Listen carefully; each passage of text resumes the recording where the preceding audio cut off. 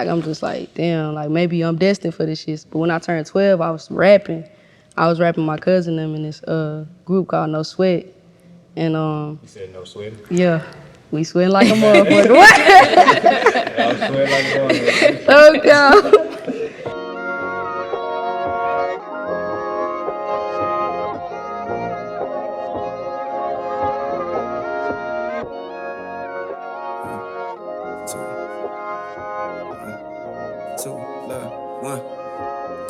When it like me, we don't stunt, we grow. When it like you, they run, they fold. I ain't lost a friend that I ain't let go. By the time they like me, I'ma have it on my own. When it like me, we shine, we glow. When it like you, they whine, they mope. I ain't lost a friend that I ain't let go. By the time they love me, I'ma have it on my own. Cause I stay smooth, clever, trip, never, keep it debonair. I'm that little rock, Mariah, bring bras and I just may appear. I tell whoever you settle, we don't do that here. Get your mood better, you never thought to... Like, you know, it takes a lot of courage to, you know, keep on going with music and just pursuing this after a tragic, you know, situation. And that's something that I really admire about both of y'all, just y'all courage to continue to, you know, pursue what y'all pursuing in the face of, you know, tragedy, adversity, you know, the scrutiny that you get advocating for Pine Bluff. Yeah, I mean, you can take the floor on that one. You can speak to that yourself. I mean, I just think it comes with it at this point, you know, and I understand why people do scrutinize it, because it is like whenever I'm advocating for people to come back in and like reinvest in an area, like I definitely see how that goes against common sense, you know? So, but I still believe in it, and I just believe that if other communities can come into our communities and flip it and make it somewhere we want to be, I just think we're capable of doing that ourselves. Sure. What is it about the city of Pine Bluff that made you fall in love with it? The history, being from Arkansas but not being from Pine Bluff, I never wanted to go to Pine Bluff either.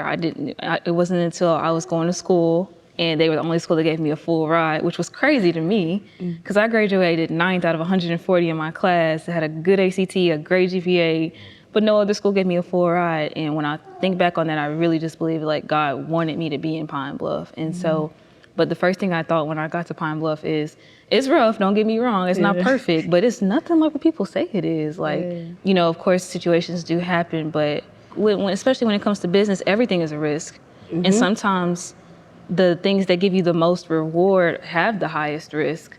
And I just feel like when it comes to our community, like it's time for us to win. And that, like, if you think of a game, if you think of an athlete, like it's not supposed to be easy. You gotta work for it. You gotta train for it. You gotta practice for it. And that's kind of how I feel about Pine Bluff. It's just gonna take work, but it's not impossible. A lot of people might look at investing in a space like this as, you know, risky. But like you said, it brings back a high reward. Right. If we don't do it, somebody else will, and they're not gonna look like us. They're not gonna have our best interests, and they're gonna get rich off of it. Definitely. I want some of that money myself. That's sure for sure. On me. Yeah. How do you feel though about the backlash that you get from people? You know, about just reinvesting in Pine Bluff or just predominantly Black communities in general?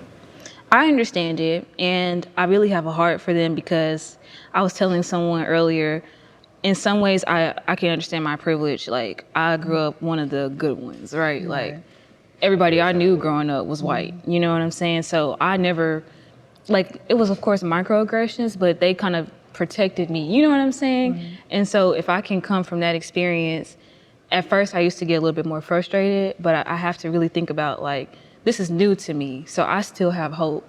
But I can understand the people who've been in communities like that, generations, you know, see nothing but blight, see nothing but poverty all the time, and I'm telling them to stay. I can understand how that would make them mad, you know what I'm saying? But I just feel like, I mean, I'm just thankful that God has protected me and given me the passion to keep doing what I'm doing, and if God ever tells me to go a different direction, that's what I'll do. Human nature, we want to be part of a community, and so, and we also want to feel good about ourselves. So if I want to be part of a community and I want to feel good about myself, and I feel like the community that I'm in, they ain't trying to do nothing. They don't take care of nothing. They don't cut their grass. people kind of feel like, why do you want me to not go further? And that's something I try to dispel, because I'm in Pine Bluff, but I don't plan on not doing anything in Pine Bluff. Like, I'm building a business in Pine Bluff. I'm building a family in Pine Bluff. I plan to still make an international impact in Pine Bluff. But sometimes if people don't hear that side, it kind of sounds like I'm telling them to stay complacent in life. Yeah. And that's not what I'm saying. And you talk about, building a business, obviously, filmmaking, music. Yeah. At what moment did y'all know that filmmaking and music is something that y'all wanted to pursue? Growing up in it, for one, like, my daddy's a pastor, and he's like also a gospel singer, so I grew up in church. It's like I didn't know it up until I probably turned like 12, because I was doing it like every day in church. Every time they had an anniversary, we had to get up there and sing, like, you know what I'm saying? Just the praise that comes with it, like, and just, you know what I'm saying? Just being a celebrity in it, like, I just like, damn, I like this feeling, you know what I'm saying? So as I got older, I just started getting into singing more, and like I told her earlier, I worked with this dude named Chris Eccles. He wrote my first mixtape for me, and that's when like shit just started popping out for me. Like, yeah, probably like when I started working with Chris, I figured like this what I want to do. Like, the people reactions from me singing, and when they hear my music and shit, like it's a good feeling. And your voice is so beautiful. Yeah, I appreciate you. Very beautiful voice. I appreciate you for sure. So I actually wanted to go to law school, and I was following in President Obama's footsteps, because before he went to Harvard, he stayed in Chicago and tried to get to know the community. And so I was like, that's a great idea. I'm gonna figure out what my community really needs, and then go figure out how I can advocate for that. But as I was studying what Pine Bluff, I felt like Pine Bluff needed, again, not being someone that's from there, I never want to try to speak for them. But what I see there a lot of times is a lack of hope and a lack of esteem in ourselves. And I think that you'll find that in a lot of predominantly Black communities. I think sometimes it may be intentional, that we feel that way. And so I felt like one thing everybody loves, though, is social media and movies. And sometimes, like, I think more lately, we see more like positive stories. But sometimes I feel like the culture that is popular for us is kind of part of the problem, and kind of like making us feel bad about ourselves. And so I just wanted to try my luck at doing something different, I guess. Keep going, man.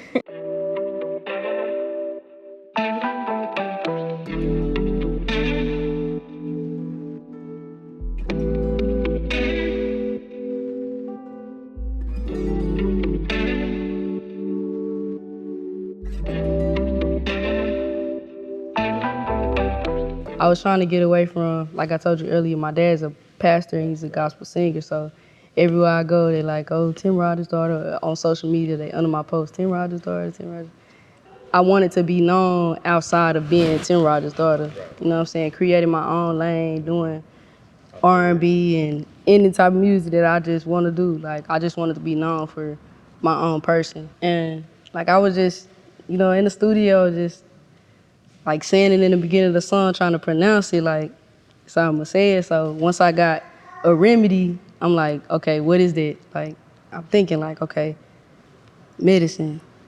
Like this, I'm like, damn, like, okay, this could be some. So shit, I stuck with that. Moved to, I was in Florida at the time. Moved to Arizona. Started doing music on my own. Met my two managers. Well, I met Mary before. Met Brian, and then like shit just started going up like for a remedy. You know what I'm saying? Tamara was already popping, but when a remedy turned up, it was over with. But yeah, it's like the cure, the medicine to your soul. You put me on, like, turn me on when you sad. Turn me on when you want to be in a good mood. Like, like you ain't got to just be always toxic, even though that's what I talk about in my shit, but it's still like, it's like an innocent toxic. Like, you wouldn't think that's what I'm talking about. You feel like that's where R&B is moving towards? Like what? More towards the toxic type of... Yeah, that's kind of, I don't really hear nobody talk about like just love and just being hurt or just admitting they wrongs and shit. Like, you know what I'm saying? That real R&B, like Tank them, like Joe, all them niggas, like, but like nowadays, it's like everybody wanna be toxic, fuck that hoe. Shit, fuck that nigga, I don't need no nigga for shit, dude. Like, it's just like motherfuckers on that, like, And I am too, shit. But Do you feel like there's something that's missing in R&B that real music, like I'm trying to just bring the real singing, like with the A, not the I, Yeah. like where you really like hear the harmonies and all the good shit. Like it's really, you know what I'm saying, more than just the words. Like you got a feeling from it. Like I feel like it's just missing that because I feel like everything nowadays is like repetitive. Like it's just everybody doing the same shit or trying to catch a wave for real. do y'all feel like that's based off of how like social media has Hell made yeah. everything more like instant gratification? Yeah. Hell yeah. yeah, that's a sure. big thing. Like social media, like shit, even on TikTok, like, and not to knock any artist that didn't fucking blew up off of this shit, but like it's just like now that's what I feel like people are looking for now. Like just that quick come up, and then shit is like you don't never hear from them again. Right. You know what I'm saying? But like it kind of makes it hard for the people that are actually talented for real. You know what I'm saying? Like, but like I said, it's nothing to knock them, but it just make our job 10 times harder because it's like now we got to really get you to listen to us. If we don't got that poppin' song, like later on down the line, you gonna be like, damn, where I was? Why I ain't never heard this before? Who the fuck is, like, damn, I should have been, you been living under the rock. Like, you know what I'm saying? So, I really want to get back to that 90s urban but motivational movies. Like I love like Boys in the Hood, Belly. And what's funny is my husband actually put me onto that because growing up in my community, I didn't watch that type of stuff. Whoa, But I love how they keep it real. Like they're not sugarcoating what's really going on, but they're leaving you with a positive message. And so like, we don't want to be a company that's making everything seem like roses and sunshine because that's not what it is. But we want to talk about that and still help people kind of find the right way again. And I really feel like they clone Tyrone. It's kind of, you know, shit's like so stuff good. like that. That's what I'm kind of into. I heard a lot of people talking about so that, but I haven't watched that one yet. I think you would enjoy that it. joint good to me. I had to watch it twice. Yeah. Like, You watched it twice? yeah, cause like in movies nowadays, I be looking for messages. Yeah. Like the little scene where the man was talking to the dude, he was kind of controlling mind. He had mind control Yeah. over him. Like, and he said something that was so powerful that like probably a lot of people didn't catch, cause it's like they just thinking, oh, this a comedy, like Right. it's just a movie. But like, bro was speaking some shit like that was really like accurate. Like, What's the message that y'all got from it? I feel like the shit that she on, like they target like these communities to keep us in this mindset that this is what we supposed to be. Right. Like when we bigger than what they claim us to be, bro. Like real deal kings and queens. But like the way like we watch these movies, we see this, like it's kind of programming us to Yeah. think like this how we supposed to live. Right. If you having them Boys to Men movies and then you leaving them that positive message and you not just saying like Boys to Men, like niggas get shot, like Right. they live in the hood, like Right. that's what it's supposed to be. Nah, niggas went to college and Right. all that kind of shit. Like, and you gotta really peep the message. Like, you can't just look at the movies nowadays. Like, it's just like this what we supposed to be. This how they look at us. They had these fucking how people putting us in these Hello. movies, bro. Like, make it seem like this what black like. If like sometimes you will peep like they forcing that shit sometimes. So, Absolutely. I really pray for artists like yourself and even my husband who's a rapper and even like us as filmmakers because since they control so much, you almost have to play into that to get some exposure. And so it's such a fine line because it's like if you have a message and you have an impact, of course you actually want to reach people. And it's like, Facts. unfortunately, Facts. the way to reach them is kind of like playing into that stuff that they have set for us. So it's such a fine line, man. Yeah, and that's why I feel like whoever fuck with me, fuck with me. Like I'm not forcing nobody to wake up and turn my shit on. Like if you fuck with me, I fuck with you. Like it ain't no like trying to get on, like fuck Yeah. with somebody that's on in the industry, Right. pop off, and then like I'm not living up to what I'm saying. Like Yeah. nah, bro. Like Or you owe them something. yeah, it's like nah. Like I'ma stick to who I am, like bro, and how I think. I'm not letting nobody change my mind, cause like it always end up bad. It's not as good as it seems. Like bro, like niggas is real deal suffering for real, but they won't show that though. Right.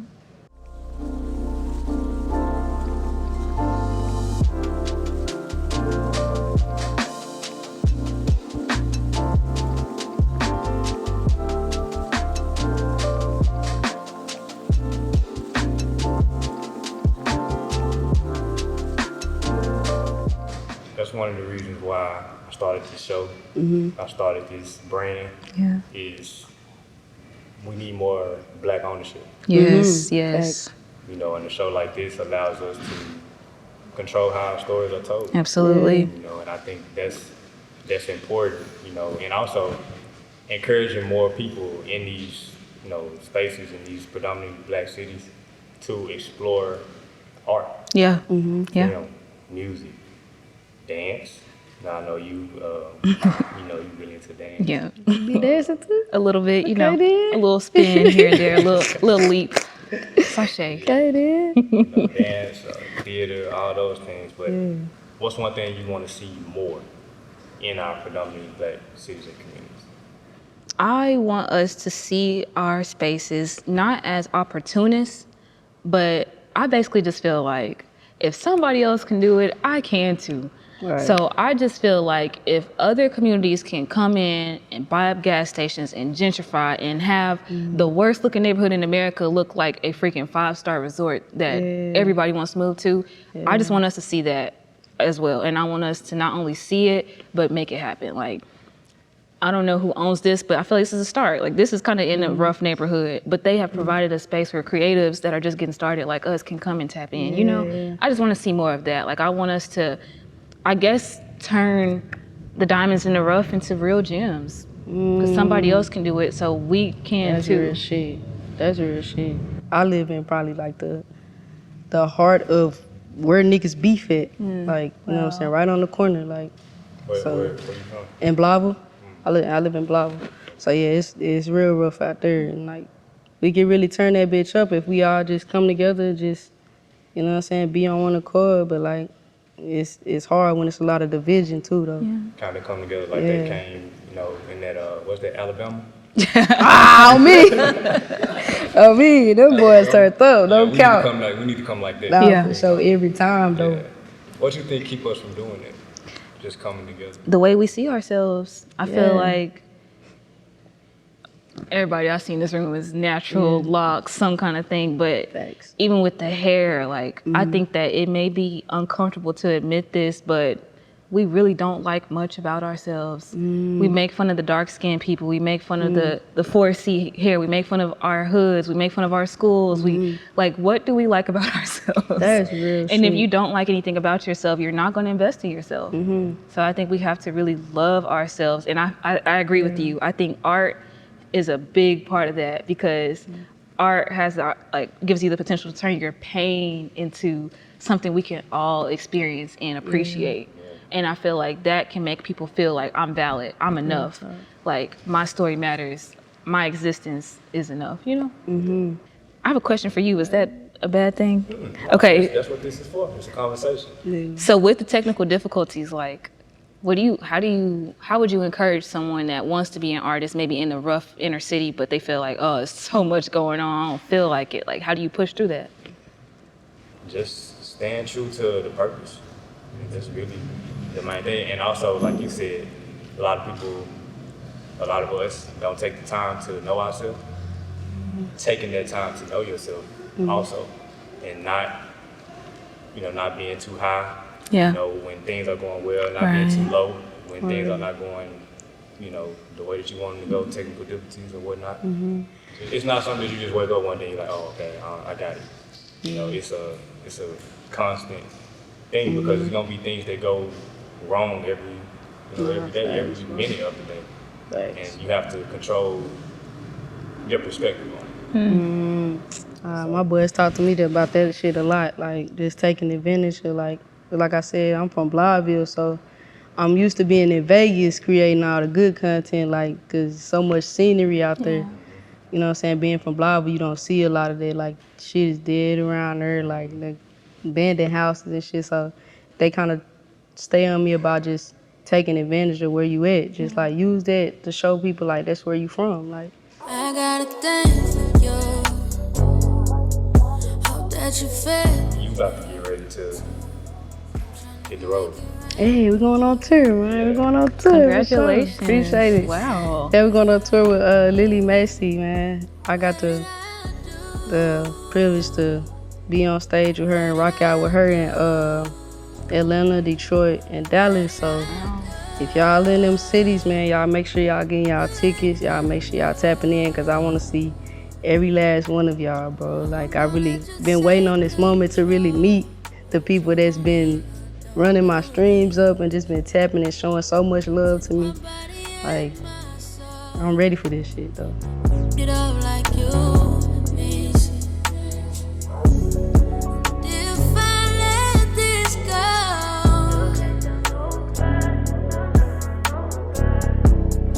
make me lose control.